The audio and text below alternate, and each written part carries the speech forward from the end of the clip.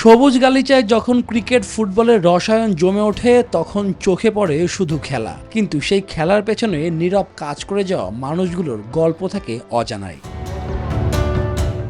মে দিবসেও তাদের নেই ছুটি, কম বেতন, সীমিত স্বীকৃতি, তবুও থেমে নেই দায়িত্ব।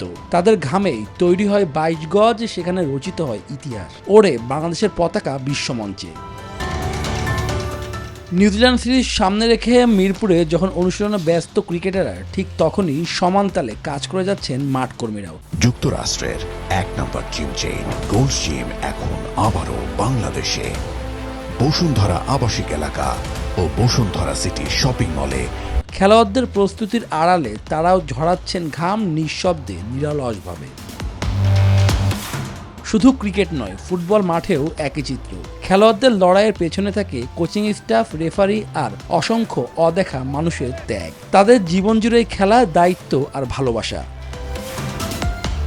ক্রিকেট ফুটবল ছাড়াও শুটিং, আর্চারি কিংবা বিলিয়ার্ড, কোনোখানে মে দিবস মানে ছুটি বা বিশ্রাম নয়, বরং আরও একটি কর্মব্যস্ত দিন।